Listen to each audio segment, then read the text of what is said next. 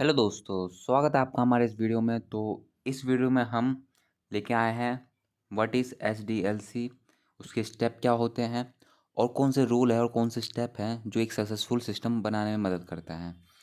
तो चलिए स्टार्ट करते हैं बिना देरी के। तो SDLC stand for system development life cycle. ठीक है, ये हमारा क्या है, ये हमारा स्टैंडर्ड मेथोलॉजी है। ये हमारा स्टैंडर्ड मेथोलॉजी है जो कि सिस्टम डेवलपमेंट करने में मदद करता है। इसके 4 फेज़ होते हैं। कौन कौन से हैं? System analyse, system design, system construction and implementation of the system support. ठीक है, अब इसमें हर एक फेज़ में क्या होता है, every phase consist input task. कुछ इनपुट डालेंगे, कुछ काम करेगा और आउटपुट प्रोड्यूस होगा। ठीक है, अब पुराने वाले में क्या सिस्टम था?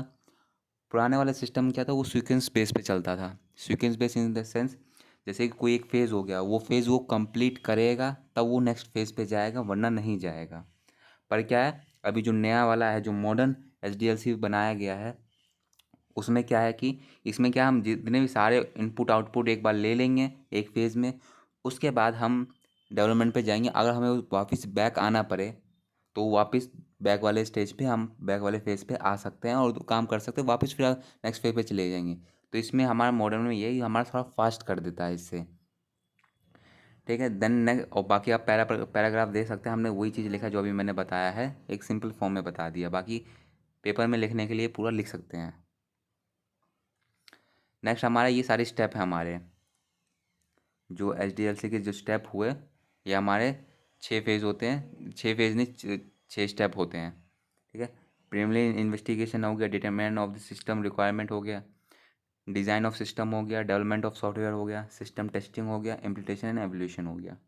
ठीक है, अब एक एक करके सारे स्टेप को देखते हैं, सारे स्टेप में क्या क्या करते हैं। ठीक है, नेक्स्ट है, देखो पहला हमारा प्रिलिमिनरी इन्वेस्टिगेशन। इसमें क्या होता है, इसमें ये जो हमारा सिस्टम होता है उसको गोल हम डिफाइन करते हैं कि हमारा सिस्टम बनाने का मेनली गोल क्या है, हम क्यों बना रहे हैं।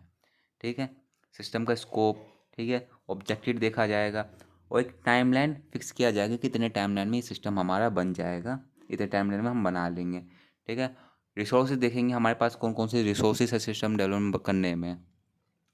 उसके बाद आता है determination of the system requirement. उसका हम जो सिस्टम बनाने में हमें जिस चीज़ की रिक्वायरमेंट लगेगी, उस रिक्वायरमेंट को हम गैदर करते हैं। किससे? यूजर से, जो बनवाना चाहता है या जो क्लाइंट है वो बनवाना चाहता है। ठीक है, इसमें देखिए, इस focus on the gathering and understanding the requirement of system. System को क्या क्या चाहिए उसके लिए। इसमें इंटरव्यू की मदद से किया जाता है, ये स्टडी किया जाता है। जो सिस्टम पहले से ऐसा कुछ बना हुआ है, इससे रिलेटेड वो सिस्टम बना हुआ, तो वो कैसे काम कर रहा है, उससे हम इंफॉर्मेशन लेते हैं। ठीक है, देन आता है, उसके बाद आता है हमारा डिज़ाइनिंग पार्ट। सिस्टम यहाँ पर एक्चुअल में हम डिज़ाइन करते हैं। यहाँ पर जो भी हमने इन्फॉर्मेशन गैदर की है, यहाँ पर ये सेकेंड स्टेप से जो भी हमने इन्फॉर्मेशन गैदर की है, उसकी मदद से हम एक सिस्टम डेवलप करते हैं। वो हमारा एक तरह से, वो एक तरह से डिज़ाइन होता है, जैसे कि हमारा ब्लूप्रिंट होता है उस तरह का, उस तरह का वो डिज़ाइन रहेगा। उसमें हमारा सारा सिस्टम का ढांचा जैसा होता है, वो डेटाबेस भी इसमें बनाया जाएगा, यूज़र इंटरफेस कैसे करेगा वो बनाया जाएगा। ओवरऑल पूरा सिस्टम का कंपोनेंट बनाया जाता है, एक डिज़ाइन तैयार किया जाता है कि सिस्टम हमारा ऐसा होगा, ऐसा काम करेगा। इसमें एक्चुअल सिस्टम अभी सॉफ्टवेयर बना के तैयार नहीं हुआ है, एक डिज़ाइन तैयार हुआ है, एक तरह का ब्लूप्रिंट समझ लिए। ठीक है, देन आता है हमारा डेवलपमेंट ऑफ सॉफ्टवेयर। इस स्टेप में हमारा क्या होता है, सिस्टम एक्चुअल में डेवलप होता है with the help of coding programming. यहाँ पर जो डेवलपर होते हैं वो कोड की मदद से सिस्टम में एक्चुअल को डेवलप करते हैं। जो हमारा डिज़ाइन दिया गया है, उस डिज़ाइन को देखते हैं, उसके उसके अकॉर्डिंग भी वैसा सिस्टम डेवलप करते हैं। देखिए यहाँ पर based on the design specification, जो हमारे डिज़ाइन में दे रखा है उसके बेस पे ही वो हमारा एक्चुअल डिजाइन सॉफ्टवेयर बनाया जाता है। यहाँ पर कोड लिखा जाता है, इसमें डेटाबेस भी बनाया जाता है। जो जो इम्प्लीटेशन, जो फंक्शनैलिटी हमारी ज़रूरत होती है सिस्टम में, वो सारा इसमें किया जाता है। इसके बाद आता है हमारा सिस्टम टेस्टिंग। अब हमने सिस्टम बना लिया, सॉफ्टवेयर बना लिया, उसको टेस्ट करने की ज़रूरत है, क्योंकि वो करेंगे तो पता कैसे चलेगा हमारा सिस्टम सही से चल रहा है कि नहीं चल रहा है। तो इसमें क्या, जो डेवलपर हमारा होता है, ये इसके बाद जो सिस्टम जो टेस्ट करते हैं वो टेस्टर टीम के पास जाती है, अलग इनकी टीम होती है, वो सारे सिस्टम को टेस्ट करती है। टेस्ट करना पूरे सिस्टम को हर तरीके से टेस्ट करेगी, एक एक मॉड्यूल टेस्ट करेगी, या सब सारे मॉड्यूल को जोड़ने के बाद टेस्ट करेगी। हर एक सिस्टम को जो सॉफ्टवेयर है उसको हर एक एनवायरनमेंट में डाल के देखेंगे, मैक में डाल के देखेंगे, विंडो में डाल के देखेंगे, ऑपरेशन लिनक्स में डाल के देखेंगे, सारे सिस्टम में चल पा रहा है कि नहीं चल पा रहा है। यूज़र जो चाहता था रिक्वायरमेंट, वो रिक्वायरमेंट पूरी हो रही है कि नहीं, वो इनपुट आउटपुट डाल के देखेंगे वो कंप्लीट हो रहा है कि नहीं हो रहा है। तो इस तरह से हर तरीके से इसमें पूरी टेस्टिंग की जाएगी जिससे कि कस्टमर सेटिस्फाई हो पाए और जो कस्टमर चाहता था वो चीज़ उसमें हो रही नहीं हो वो चेक कर पाए। देन इसके बाद आता है इम्प्लीमेंटेशन एंड एवोल्यूशन। इसमें क्या होता है, जो हमारा प्रोजेक्ट सॉफ्टवेयर जो पूरा तैयार हो गया, सिस्टम टेस्ट भी कर लिया, इसके बाद हमें सिस्टम को डिप्लॉय कर देते हैं। डिप्लॉय करने के बाद इसमें एक तरह से कुछ भी एक तरह से सपोर्ट होता है, कस्टमर सपोर्ट सॉफ्टवेयर में, वो हमेशा लाइफ टाइम के लिए रहता है। इसमें क्या होता है, हम सिस्टम डिप्लॉय कर दिया उसके बाद है ना, कुछ भी सपोर्ट होता है, सिस्टम कोई भी ख़राबी हो गया, कोई एरर आ गया, कुछ भी आ गया, वो लाइफ टाइम के लिए रहता है। तो इसमें इस फेज़ में वो चीज़ चलता है। जैसे ना एरर हैंडलिंग हो गई है ना, कुछ रिसॉल्व करना इशू छोटी मोटी होती है तो हम टेक्निकल टीम को फ़ोन करते हैं तो वो हमें ठीक कर देता है। मेंटेनेंस हो जाता है सॉफ्टवेयर का। मेंटेनेंस एक टाइम होता है कि 1 साल के बाद या 2 साल के बाद मेंटेनेंस करना होता है सॉफ्टवेयर को। वो हमारा सॉफ्टवेयर अपडेट करना होता है, तो वो अपडेट करना पड़ेगा, तब तो वो सिस्टम ठीक चलेगा। टाइम के अकॉर्डिंग हमें सिस्टम को बार बार अपडेट करना पड़ता है। तो वो चीज़ इसमें मेंटेनेंस में आएगी। यहाँ सारे मेंटेनेंस यहाँ पर होता है, एक तरह सा सपोर्ट मिलता है सॉफ्टवेयर को। देन आता है हमारा, ये हमारे कुछ प्रिंसिपल है एक सक्सेसफुल सिस्टम बनाने के लिए। एक सक्सेसफुल सिस्टम कैसे बनेगा उसके लिए कुछ प्रिंसिपल दिए गए हैं। उस प्रिंसिपल को हम फॉलो करेंगे तो एक हमारा सक्सेसफुल सिस्टम बन पाएगा।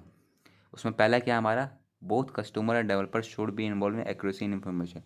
जो हमारा डेवलपर है और जो कस्टमर है जो बनाना चाहता है, उन दोनों में एक इन्फॉर्मेशन की एक्यूरेसी, एक्यूरेसी मतलब उन दोनों मतलब एक तरह से उन दोनों में सच्चाई होनी चाहिए। जो इन्फॉर्मेशन वो दे रहा है वो सच हो, या डेवलपर जो इन्फॉर्मेशन दे रहा है वो सच हो। दोनों में एक तरह से कोई झूठ वूठ नहीं होना चाहिए, दोनों में सच्चाई होनी चाहिए कि वो इन्फॉर्मेशन दे रहा है वो सही है, हम इन्फॉर्मेशन दे रहे हैं वो भी सही है, तभी एक अच्छा सॉफ्टवेयर बन पाएगा। और कोई चीज़ हम छुपाएंगे तो अच्छे से नहीं ना बन पाएगा। वही चीज़ की बात है, दोनों में एक तरह से इन्फॉर्मेशन जो शेयरिंग होनी चाहिए वो एक्यूरेट होनी चाहिए। दूसरा आता है, अब problem solving approach should be adopted the classify problem. इसमें क्या है, जो प्रॉब्लम सॉल्विंग के अप्रोच होते हैं उस भी दे रखे हैं, कुछ स्टेप दे रखे हैं। कोई भी प्रॉब्लम आती है उसको कैसे हम सॉल्व करेंगे। पहला क्या, हमें पहले स्टडी करना है, उसको समझना है प्रॉब्लम को। सबसे पहला काम तो कोई भी प्रॉब्लम होता है उसको पहले हमें समझना होगा कि वो प्रॉब्लम क्या दे रहा है, उसके बाद ही हम उसमें सोल्यूशन निकाल पाएंगे। तो पहले हमें प्रॉब्लम को समझना है, उसके बाद हमें देखना है कि जो प्रॉब्लम हमें दे रखा है उसको हम कैसे सॉल्व करेंगे, हमें क्या चीज़ की ज़रूरत पड़ेगी जो उस प्रॉब्लम को सॉल्व कर सकती है।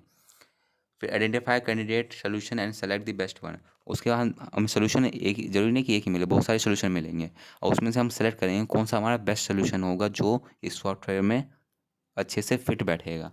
तो हम उस बेस्ट सोल्यूशन को लेते हैं।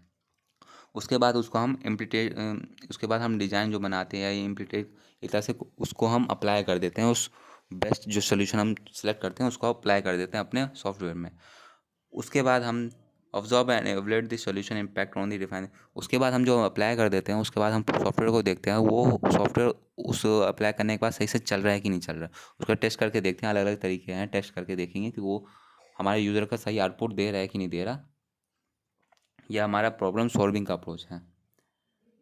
द नेक्स्ट हम आता है, for considering development of the system some standard should be established. एक हमारा सिस्टम डेवलपमेंट करने के लिए एक हमारा स्टैंडर्ड कुछ फिक्स किया गया, बनाया गया है। वो क्या, हमारा डॉक्यूमेंट स्टैंडर्ड।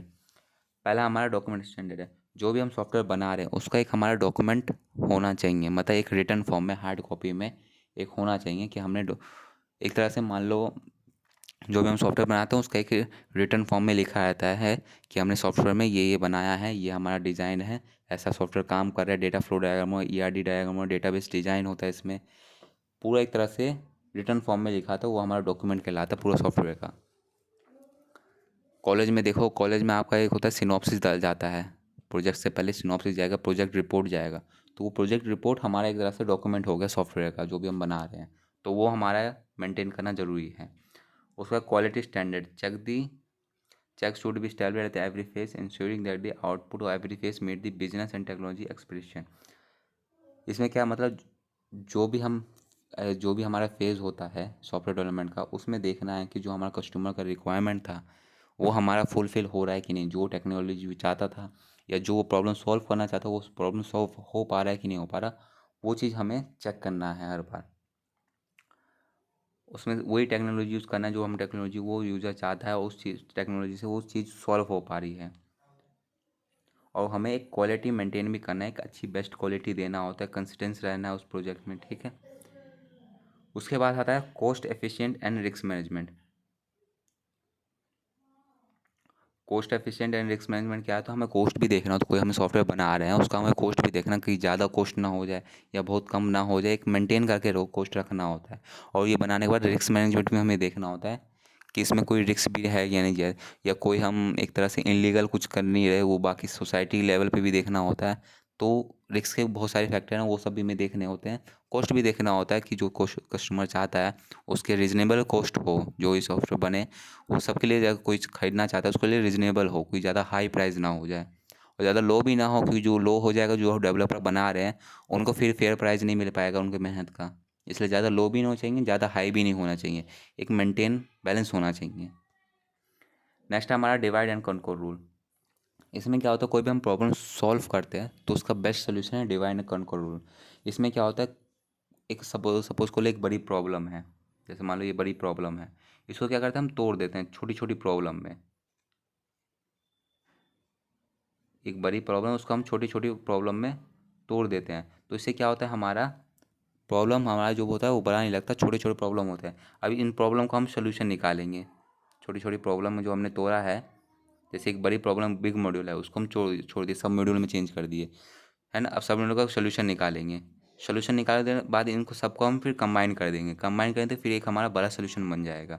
तो इससे क्या हुआ हमारा, पहले हमने इसको डिवाइड किया, ये हमारा डिवाइड पार्ट हो जाता है। उसके बाद हमने सबका सोल्यूशन निकाला और कंबाइन कर दिया, एक बड़ा सोल्यूशन निकाल दिए। तो हमारा डिवाइड एंड कॉन्कर रूल ऐसा काम करता है।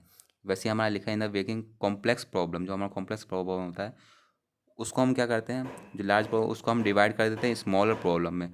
जैसे स्मॉल प्रॉब्लम डिवाइड कर दिया, इसको फिर हम सॉल्व करेंगे, क्योंकि छोटा प्रॉब्लम हमें सॉल्व करने में ईजी रहेगा। तो उसको हम सॉल्व कर, उस सॉल्व करने के बाद सारे मॉड्यूल को एक साथ हम जोड़ देंगे, तो एक हमारा बिग प्रॉब्लम एक आसानी से सॉल्व हो जाएगा। तो ये हमारा डिवाइड एंड कॉन्कर रूल चलता है ऐसे। उसके बाद है हमारा for development of the successful system the system should be design for growth and change when the system implement and it enter the operation and support. कोई भी हम सिस्टम डेवलपमेंट कर रहे हैं तो उसमें ऐसा होना चाहिए कि अगर हम फ्यूचर में कुछ भी चाहते हैं उसमें चेंज हो सके तो उसमें हम चेंज कर पाए। ऐसा नहीं कि सिस्टम ऐसा ऐसा बना दिया कि उसमें फ्यूचर में कुछ ऐड ऑन करना चाहते हैं या आने वाले फ्यूचर में कुछ चेंज हो गया तो हम वो चीज़ ऐड करना चाहते हैं तो वो चीज़ ऐड ही नहीं हो पा रही। तो ऐसा नहीं, ये ऐसा कोई अच्छा सॉफ्टवेयर ये नहीं कहलाएगा। सॉफ्टवेयर ऐसा है कि हम कुछ भी फीचर ऐड ऑन करना चाहे वो तो फ्यूचर में हो सके, उसमें इम्प्रूवमेंट हो जाए, मॉडिफाई हो पाए, तो वो एक सक्सेसफुल सॉफ्टवेयर कहलाता है। तो ये हमारा पूरा सिस्टम एंड डेवलपमेंट SDLC ख़त्म हो गया है। तो इस वीडियो में इतना ही, और वीडियो के लिए स्टे कनेक्टेड। Thank you.